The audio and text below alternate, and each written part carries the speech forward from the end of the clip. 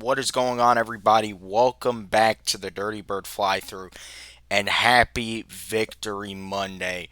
Hope everyone is enjoying the Victory Monday wherever you are, wherever you're repping the Atlanta Falcons from. Remember, really quickly, hit the like button, hit the subscribe button, share the video out.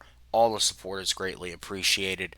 And to say that yesterday was exactly what the doctor ordered for this Atlanta Falcons team, I think is really an understatement. This was a game the Atlanta Falcons needed yesterday. It was the performance that they needed, coming off of obviously one of the most dreadful offensive performances probably in recent Falcons history. There was a lot heading into this game that was really, I think the outcome of this game was going to ride off, honestly, how the Falcons looked and how this offense looked. And we saw a response in a very big way en route to a 34-27 win over the Washington Commanders. For the first time, finally, in the fifth straight year that the Falcons have faced Washington, finally getting a win over the team from DC. So, talking about this game, obviously, or on this Victory Monday, and, the first thing is obviously we got to talk about fifth time being a charm.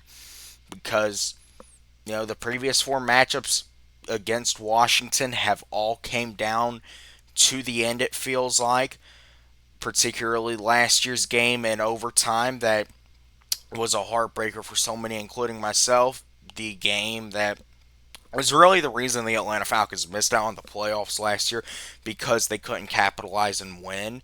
So I said that this was going to be a very big revenge game for the Falcons, and that is, I think, that was the vibe of this game all throughout the off season. But this past week, it was much more than just getting revenge and finally getting over that hump that Washington had created for us.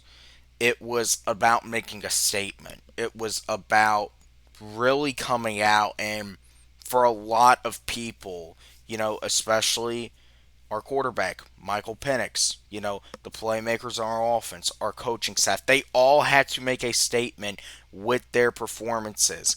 And we overall saw the Falcons, without a shadow of a doubt, have their best offensive game of the season. Probably their best game overall so far. Obviously, the defense, you look at it statistically, it didn't look amazing, but you still got to give the defense their flowers, which, we're going to do in a second. But first and foremost, talking about our quarterback, talking about Michael Penix's response, I said in the preview video, we are going to have to. The outcome of this game is going to determine. It's going to be determined based on how Michael Penix plays and the Michael Penix that we get. And we're going to learn a lot about Michael Penix in this game. And we did learn a lot about him. We learned how Michael Penix bounces back from adversity, bounces back from the worst game of his career, where he was a major part of the reason that we did get shut out last week in Charlotte. And he responded yesterday with a 313-yard passing game, two passing touchdowns, 20 for 26 completion percentage. He got the ball to the playmakers. He did exactly what we needed him to do. He showed off that arm some. Michael Penix felt comfortable yesterday. He it felt like the Michael Penix that we saw at the end of last year, where he was just slinging that ball around. He was taking those shots. And really outside of two throws, obviously the first one being the interception that he just did not put enough air on. If he would have put some more air on it, he would have had Drake London wide open, probably for a very big gain. And, at the end of the day, look, I think one of the big concerns with Penix, obviously, is the air that he's putting on the football. That is something that he's got to get better at, but you also got to take the good with the bad with a young quarterback. And we saw a lot more good yesterday. And then also, really the only other miss was on the opening drive when he did miss Bijan Robinson for what would have been a touchdown. But outside of that, Michael Penix played a perfect game. And there's outside of those two passes, and you cannot expect, someone starting their seventh game to be perfect. But Michael Penix came out and he had the response that he needed to have. And that also included a big part of that was getting the playmakers involved.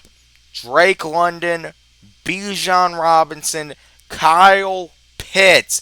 It was a 5, 7, 8, 9 type of day yesterday where you saw all of your playmakers get in the end zone. You saw Drake London get a touchdown, Bijan Robinson get a touchdown, Kyle Pitts get a touchdown. And I'm really trying to think back ever since the first time that this duo fully came together a couple years ago. This is the first game that they all have scored touchdowns in the same game. So, listen, one of the big things about the Falcons offense has been if you're drafting these playmakers, if you're drafting a tight end in the top 5, you're drafting a wide receiver in the top 10, you're drafting a running back top 10, you need to be throwing the ball to them. You need to be giving them opportunities. You got firepower on this offense, but it has to come together and you have to give them opportunities. This was, I truly think, for that duo, it was a pretty historic day yesterday. It was a career day when you just talk about all of those duos combined of first round picks, and obviously Michael Penix being the center of all of it, being the quarterback, is the exact type of game that he needed to get back on track and finally get this offense going, because a very big concern had been we did not have a passing touchdown to a wide receiver or a tight end so far. And that stat had to change yesterday, and it did. Drake London got in the end zone, Kyle Pitts got in the end zone, and it was a very good day passing and running the ball. And that leads me to, have the Atlanta Falcons finally found their blueprint to a successful offense? And what I mean by that is we really saw the Atlanta Falcons yesterday in many ways. Obviously, still, we know Zach Robinson's going to live and die by the pistol formation. But you did see the Falcons build off of plays. You saw them add a lot of bootlegs in, a lot of play actions in. And that is when Michael Penix is going. That is when he is at his best. When he is able to move around. When you do have guys in motion. You are actually adding layers to this offense. That is when you actually add meaning to everything that you do. Because, for instance, versus the Panthers, we did not see this offense. We did not see this offensive play calling. We did not see this creativity. We really did not see it versus Minnesota or Tampa week 1. This was really, it felt like the first week we actually saw the Falcons offense at full 100% force with full effort being put in, and we see what our offense can do. So now, that leads to the question, have we finally found a blueprint to establishing an identity for this offense? Now, obviously, look, you're not going to have 400 yards of offense every week, but can you balance things out with your offense? Have you finally found that good measure? We're still, yes, Bijan Robinson's going to get the ball. He is still a very major part of your offense. He is the bread and butter and what your offense really starts with. But you're using those Bijan runs. You're using Tyler Algier, and you're building play actions off of that. That is prototypically how NFL offenses get going, through the running game to set up the passing game. That is what we saw yesterday, and now you got to stick to that. That's the big thing. We've seen it work, so now you got to stick to it. You got to continue to build off of it, especially when you look at our schedule after the bye week. You're going to have to bring your best with play calling, because there are some defenses that you're facing that are no jokes. Some defensive coordinators. So you're gonna have to bring it. Now, another thing that I really just want to talk about the game in general yesterday.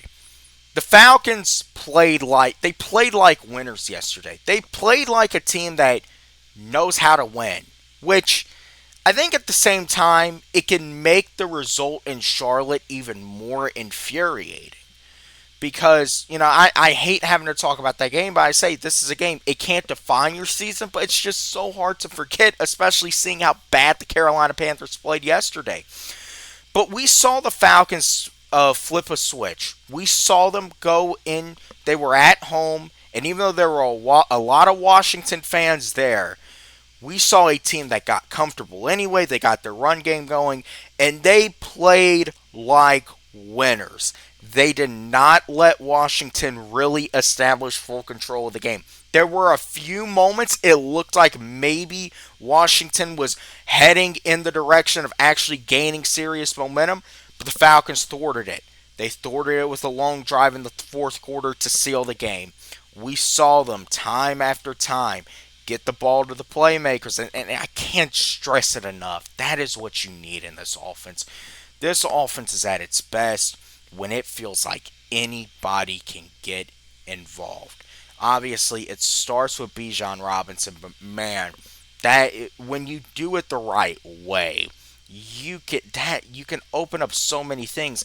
And that is what could truly make this offense a top 5 offense in the whole league. If you just utilize your playmakers properly and you're able to open things up. But the Falcons play like winners yesterday. That was the vibe I got. There was never really a doubt that the Falcons were going to come away with the game. We just saw the Falcons play like the better team. And, I think you're going to hear the excuse of, well, there was no Jaden Daniels. And Jaden Daniels is obviously a very good quarterback, but at the same time, we'll never know if the result would have been the exact same with Jaden Daniels. Because Jaden Daniels and Marcus Mariota both have similar playing styles. Now, of course, Jaden Daniels is a way better quarterback, but even still, you'll never know if that game was going to go the same way no matter who was playing. Now, talking about the defensive performance yesterday, the defense overall, they played all right. It really felt like a bend but don't break type of day for the defense, and sometimes that's what you have to have. Sometimes that's really what you have to have. Yes, they did let up some big plays. It's going to happen eventually, but you also saw them make some big plays. You saw them overall. They did not let Washington's offense run completely crazy.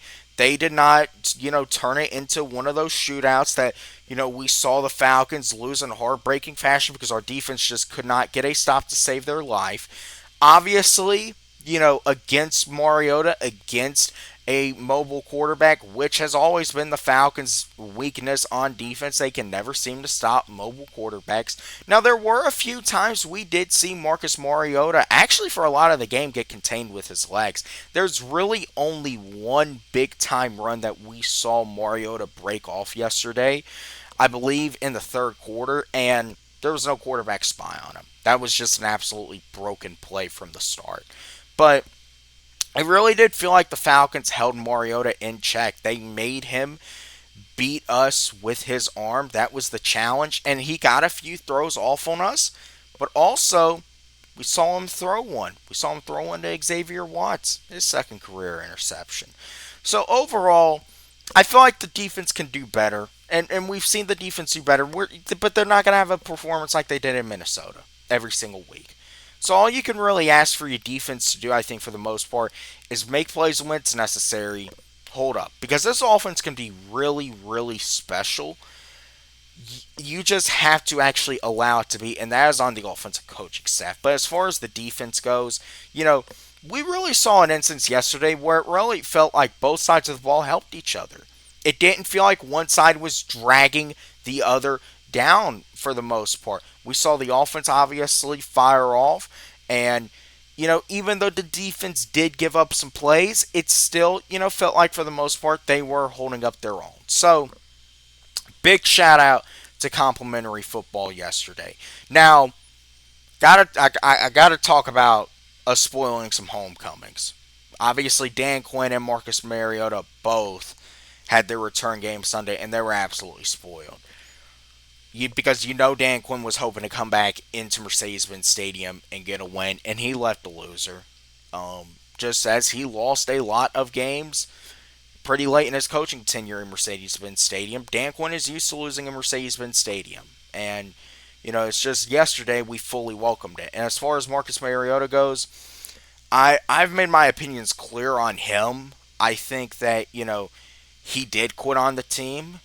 So I was definitely glad to see that the Falcons were able to hold off him being able to come back in here and get a win with, once again, a team that has really kind of been a thorn in our side up until yesterday for the last few years. So that really is what I think makes this victory so sweet in particular.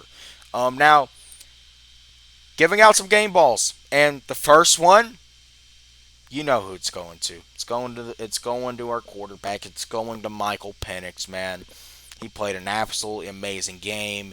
He balled out. He did his thing.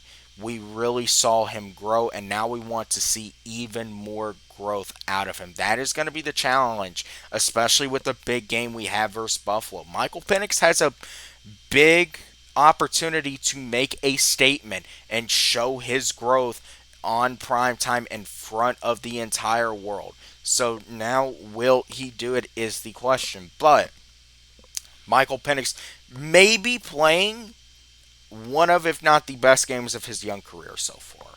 So definitely a very nice bounce back game. Second game ball, and we got some game balls to give out here. Bijan Robinson is basically almost always a lock to get a game ball. Let's be completely real. 100 yards receiving. Him and Drake London, who, I'm pretty sure you can get where this is going here with these game balls. But him and Drake London, the first running back receiver duo for the Falcons to get 100 yards both in the same game since 1981. Pretty historic when you think about it. But Bijan Robinson, once again, I believe he had 180 something yards from scrimmage total on the day. Had the touchdown. You can always mark Bijan down as for getting a game ball. Next guy, obviously one I just mentioned, Drake London. Finally having that big game we've been starving to see. 8 catches, 110 yards, a touchdown. If the 9-5 connection was alive yesterday. And once again, him and Bijan Robinson combining for, in the first time in 45 years, the first Falcons running back wide receiver duo to have both 100 yards in the same game. So, absolute chef's kiss from Drake London. And I said I'm going to give out a lot. I'm giving one to Kyle Pitts. I really feel like we saw Kyle Pitts have a good game. We saw, obviously, I think, big credit goes to Zach Robinson. We're going to give Zach Robinson his credit, man. For getting Kyle Pitts involved, it felt like they definitely played to Kyle Pitts' strengths, were a lot of corner routes, but also some flat routes. And just the way that Kyle Pitts was moving yesterday, especially on that touchdown run, it really felt like, for the first time since, early in his career, he actually looked excited. He looked excited. He was yeeting the ball up in the air, man. He was having a good time with everyone else. And, it finally feels like Kyle Pitts is having some fun out there again. So now, once again, I think the challenge is it going to continue out of the bye week? Are you going to continue to see the Falcons spreading this ball between number 5, number 8, number 1? Obviously, number 7 is going to get his some. And obviously, that starts with our quarterback. That starts with Michael Penix. But Zach Robinson, who drawed up an amazing game yesterday, now the question is, can he continue to do that? And then the final game ball going on to the defensive side of the ball, I'm going to give it to Xavier Watts. I really feel like Watts played a very solid game overall yesterday, highlighted by the interception. Had to show some love to the defense still. They did not play an awful game. They definitely, got some plays in there on Washington, and ultimately they were able to hold up, enough for the offense's efforts to count and for us to get the victory. So Xavier Watts getting a game ball. So now kind of debriefing. The Atlanta Falcons are 2-2 after their first 4 games. I think if you would have asked most people, though, it's not the 2-2 you were expecting. You were probably expecting the 2 wins versus Carolina and Tampa, and expecting the 2 losses versus Minnesota and Washington. Obviously, it's vice versa, but it's 2-2.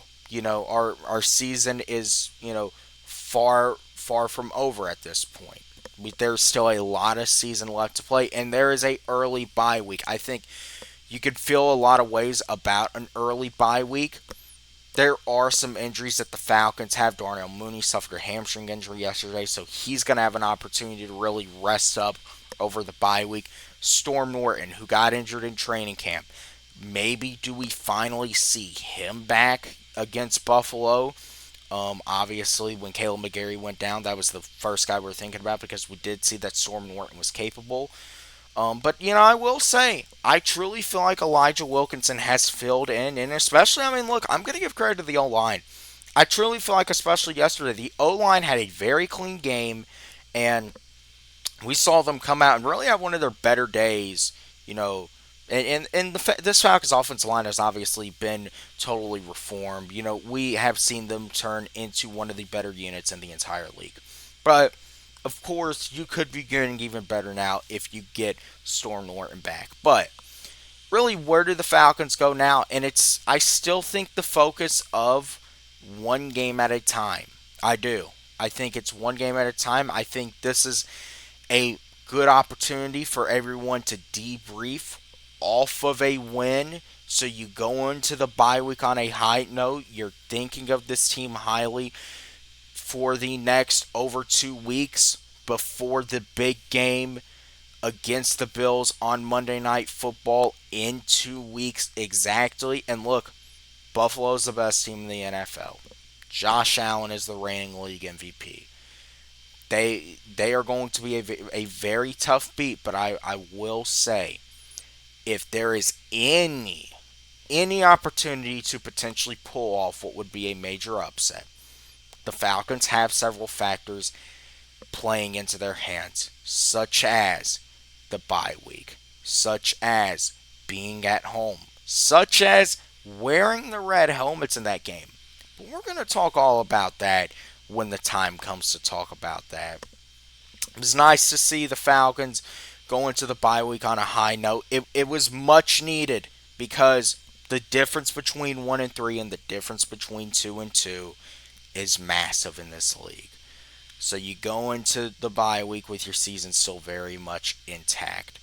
As far as this bye week goes, I may make a video on Saturday about the state of the Falcons really at this time and where we stand. But at the same time, still, it is an early bye. And I definitely think, as much as we talk about you are getting guys back, not going to lie, you would definitely prefer, I think, your bye to be a little later in the season, which kind of makes it weird already. You're talking about your bye week. But an opportunity to decompress heading into what will be a very important stretch after the bye week. So, anyways, appreciate you all for watching. Remember to like, subscribe, share the content out. Thank you all for watching, and I will see you all in the next one. Take care.